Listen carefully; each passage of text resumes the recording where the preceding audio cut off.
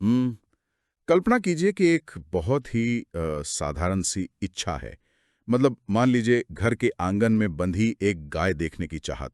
हाँ, सुनने में तो बहुत ही मासूम लगता है। बिल्कुल। लेकिन क्या हो अगर यही छोटी सी चाहत एक इंसान की पूरी जिंदगी को एक भयानक दलदल में धकेल दे। सही कहा। मतलब उसके उसूलों को तोड़ दे, उसे उम्र भर के कर्ज में फंसा दे और अंततः उसकी जान ही ले ले। आज के इस गहरे विश्लेषण में हम मुंशी प्रेमचंद की कालजयी रचना गोदान के मूल स्रोतों को खंगाल रहे हैं। बिल्कुल। और हमारा मकसद सिर्फ एक कहानी का सारांश पढ़ना नहीं है, हाँ, बल्कि उस व्यवस्था की चीर-फाड़ करना है जिसने होरी नाम के एक आम किसान को तिल-तिल कर मरने पर मजबूर कर दिया। एकदम सही। और ये समझना बहुत जरूरी है कि ये कोई पुरानी धूल खाई हुई कहानी नहीं है। बिल्कुल नहीं। जब हम स्रोतों का गहराई से अध्ययन करते हैं तो पता चलता है कि ये अर्थशास्त्र और मनोविज्ञान का एक ऐसा विश्लेषण है जो आज भी कहीं ना कहीं काम कर रहा है। हाँ, और आज हम मुख्य रूप से होरी के उस आंतरिक द्वंद्व पर बात करेंगे जहां उसकी भयंकर गरीबी और उसके जीवन के मूल्यों के बीच एक सीधा टकराव होता है। तो चलिए सीधे उस बिंदु पर आते हैं जहां से ये पूरा संघर्ष शुरू होता है। मतलब गाय का सपना। हम्म। स्रोतों में बार बार एक पछाई गाय का जिक्र आता है। अब जो लोग नहीं जानते उनके लिए बता दूं कि पछाई गाय पश्चिमी इलाके की एक खास नस्ल होती थी। जो दूध बहुत देती थी। बिल्कुल। लेकिन मुझे यहाँ एक बात खटकती है। होरी के घर में खाने को दाना नहीं है तो वो इतनी महंगी गाय का सपना देख ही क्यों रहा है? यही तो सबसे दिलचस्प बात है। मतलब क्या ये सिर्फ दूध के लिए है या इसके पीछे कोई और मनोविज्ञान काम कर रहा है? देखिए, यहीं से कहानी की असली परतें खुलती हैं। होरी के लिए वो गाय सिर्फ दूध देने वाला जानवर नहीं है। अच्छा। 1930 के दशक के ग्रामीण भारत में ना, दरवाजे पर बंधी पछाई गाय एक बहुत बड़ा स्टेटस सिंबल हुआ करती थी। मतलब समाज में एक पहचान। बिल्कुल। ये समाज में सम्मान, प्रतिष्ठा और कहीं ना कहीं एक किसान के रूप में उसके सफल होने का प्रमाण थी। ये होरी का अस्तित्व है।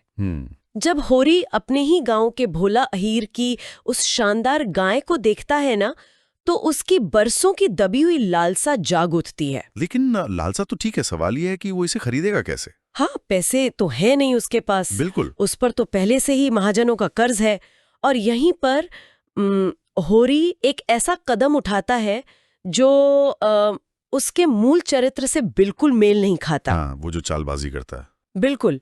वह भोला अहीर के साथ एक तरह का छल करता है।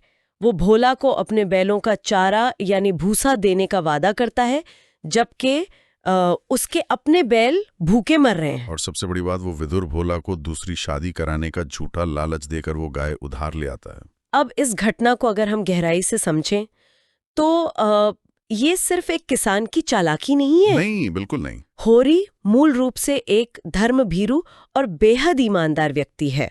स्रोत बताते हैं कि संकट में पड़ी किसी चीज को लेना वो पाप समझता है। तो फिर वो ऐसा करता क्यों है? क्योंकि जब वो भोला से झूठ बोल रहा होता है ना, तो उसका मन ठिठकता है। लेकिन पीढ़ियों से चली आ रही जो भयानक गरीबी है, वो इंसान की आत्मा को कैसे कुचल देती है, ये उसका सबसे बड़ा उदाहरण है। यहाँ मैं थोड़ा रुककर एक सवाल पूछना चाहूंगा। जी बिल्कुल। क्या होरी का ये कदम सिर्फ गरीबी की मजबूरी है? मतलब क्या ऐसा नहीं हो सकता कि होरी के अंदर भी एक लालच है? किस तरह का लालच? मतलब समाज में बड़ा दिखने की जो भूख होती है, क्या वो उसकी अपनी नैतिकता पर भारी नहीं पड़ रही है? ये एक बहुत ही जायज तर्क है, लेकिन हमें उस सामाजिक ढांचे को देखना होगा जिसमें होरी जी रहा है। ढांचा मतलब वो जमींदारी सिस्टम। हाँ, और समाज भी। होरी कोई महल नहीं मांग रहा है, वो सिर्फ एक किसान के जीवन का सबसे बुनियादी सम्मान मांग रहा है। सही बात है। वो इस छल को अपने मन में ये कहकर सही ठहराता है कि किसान के जीवन में थोड़ा बहुत झूठ और हेरा फेरी तो चलती ही है। मतलब वो खुद को तसल्ली दे रहा है। बिल्कुल। जब इंसान अस्तित्व के संकट से जूझ रहा हो ना, तो सही और गलत की रेखा बहुत धुंधली हो जाती है।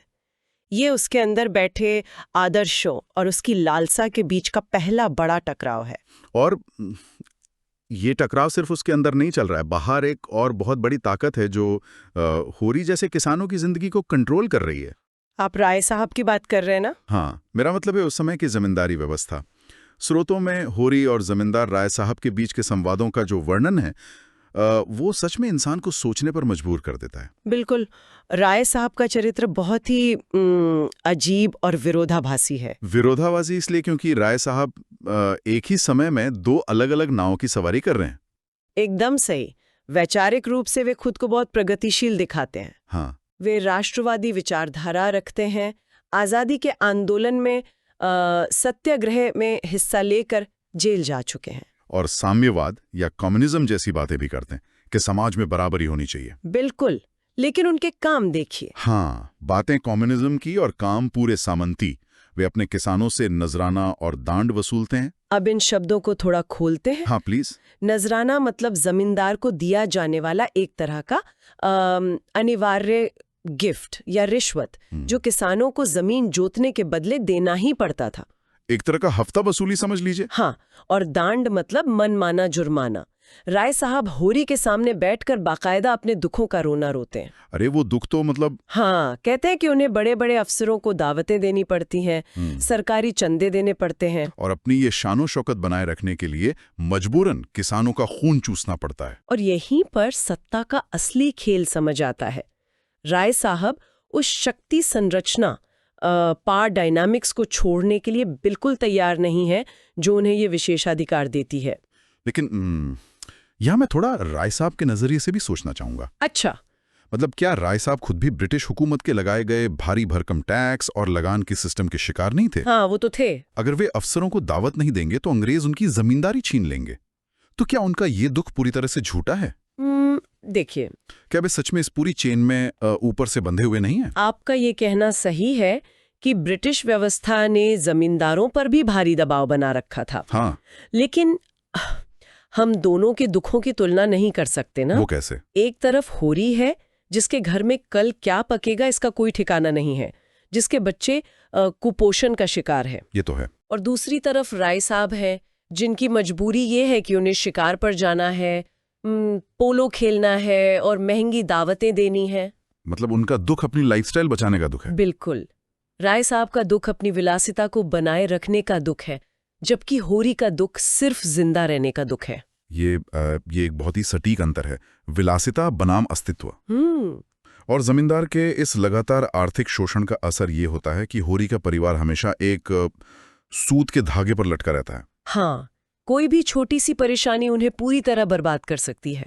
और यहीं से इस व्यवस्था का सबसे क्रूर चेहरा सामने आता है, जब ये आर्थिक तंगी उनके घर के भीतर के रिश्तों और मूल्यों को तोड़ना शुरू करती है। बिल्कुल। इस माहौल में धनिया यानी होरी की पत्नी का जो चरित्र उभर कर आता है, वो इस पूरे विश्लेषण का सबसे मजबूत हिस्सा है। अगर होरी इस कहानी में मजबूरी और समर्पण का प्रतीक है ना, तो धनिया प्रतिरोध और नैतिकता की सबसे बुलंद आवाज है। एकदम सही।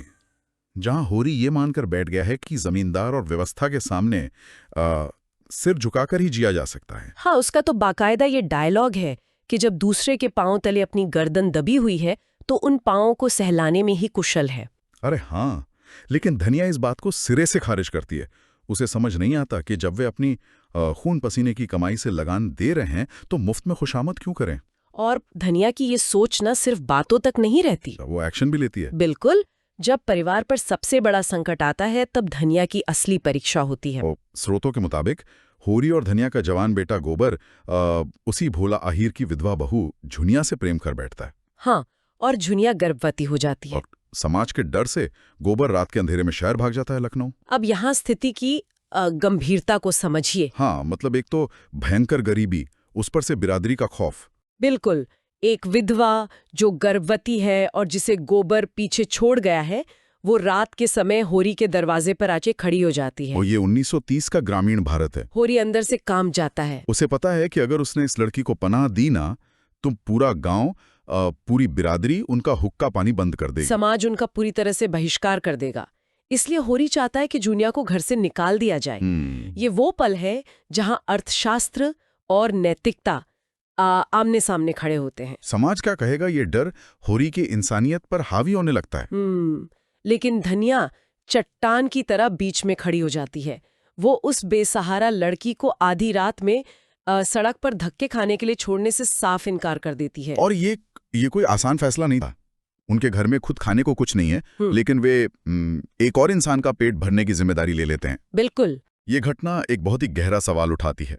हम अक्सर मानते हैं कि नैतिकता ऊंचे विचार और महानता बड़े बड़े महलों में पढ़े लिखे रईसों के यहाँ बसती है। हाँ, समाज में यही माना जाता है। लेकिन इस स्रोत के अनुसार असली मानवता एक ऐसे गरीब परिवार की टूटती हुई झोपड़ी में दिखाई देती है, जिनके पास खोने के लिए सब कुछ है। लेकिन समाज उन्हें इस मानवता की बहुत बड़ी कीमत चुकाने पर मजबूर करता है। और यहीं से हम प्रवेश करते हैं ग्रामीण सामाजिक संरचना और शोषण के उस खतरनाक जाल में। हाँ, वो जो धर्म और बिरादरी का सिस्टम था। बिल्कुल, ये समझना बहुत जरूरी है कि धर्म और बिरादरी के नियम कैसे काम करते हैं। गांव के जो ठेकेदार है ना, दातादीन, पटेश्वरी और जिंगुरी सिंह, हाँ, वे इस घटना को होरी को पूरी तरह से कुचलने के मौके के रूप में देखते हैं। धर्म और मर्यादा के नाम पर पंचायत बैठती है और होरी पर 100 रुपए का नकद जुर्माना ठोक दिया जाता है। सोचिए, 100 रुपए! एक ऐसा इंसान जो 8 आने रोज की मजदूरी के लिए तरसता है, उसके लिए उस जमाने में 100 रुपए का जुर्माना। ये तो सीधे सीधे मौत की सजा सुनाने जैसा था। अपना सामाजिक अस्तित्व और बिरादरी में अपनी जगह बचाने के लिए होरी को मजबूर होकर अपना घर रहन रखना पड़ता है, मतलब अपना घर गिरवी रखना पड़ता है। और यहाँ ये समझना बहुत दिलचस्प है कि ये जुर्माना कोई न्याय नहीं था। न्याय नहीं था? नहीं, ये आर्थिक शोषण का एक स्थापित तरीका था। जो लोग होरी पर जुर्माना लगा रहे थे, वे खुद महाजन थे। ओहो। वे जानते थे कि होरी यह पैसा उन्हीं से कर्ज लेकर चुकाएगा। इस तरह बिरादरी का डर दिखाकर वे होरी की जमीन और घर हड़पने का अपना रास्ता साफ कर रहे थे। बाप रे, इस पूरी व्यवस्था को देखकर मुझे एक मकड़ी के जाले की याद आती है। मकड़ी का जाला? हाँ, मतलब ऐसा लगता है कि समाज के नियम और मर्यादाएं सिर्फ और सिर्फ कमजोरों को फंसाने के लिए बनाए गए हैं। बिल्कुल सही कहा आपने। इसी गांव का एक बहुत बड़ा उदाहरण स्रोत में मौजूद है। माता दीन नाम का एक ब्राह्मण युवक है, जिसके एक निचली जाति की स्त्री से खुलेआम संबंध है। हाँ, चमारिन से। बिल्कुल। लेकिन उस पर कोई जुर्माना नहीं लगता, उसका धर्म भ्रष्ट नहीं होता, वो पवित्र बना रहता है क्योंकि उसके पास ताकत है, पैसा है। आपकी उपमा बिल्कुल सटीक है। ताकतवर लोग इस जाले को आसानी से फाड़ कर निकल जाते हैं। लेकिन होरी जैसा सीधा इंसान, जिसने केवल एक बेसहारा को पनाह देने का मानवीय काम किया था, वो इस जाले में इतनी बुरी तरह उलझ जाता है कि वो अपना घर, अपनी जमीन, सब कुछ गंवा बैठता है। उसकी सबसे बड़ी त्रासदी उसकी गरीबी नहीं है। तो फिर उसकी सबसे बड़ी त्रासदी क्या है? उसकी सबसे बड़ी त्रासदी ये है कि वो इस शोषणकारी व्यवस्था के बनाए हुए नियमों को सच मानकर उन्हें जिंदगी भर ढोता रहता है। मतलब वो विरोध नहीं करता? बिल्कुल नहीं। जब उसका बेटा गोबर शहर से कुछ पैसे कमाकर लौटता है, तो वो इन गांवों के ठेकेदारों की आंखों में आंखें डालकर बात करता है, उनका खुलकर विरोध करता है। लेकिन होरी अभी भी उसी पुरानी मर्यादा और समाज के डर से बंधा हुआ है। वो उन ठेकेदारों की हाँ में हाँ मिलाता है। और यही अंधा विश्वास होरी को उस दुखद अंत की ओर ले जाता है। हाँ। कर्ज का ब्याज दर ब्याज बढ़ता जाता है।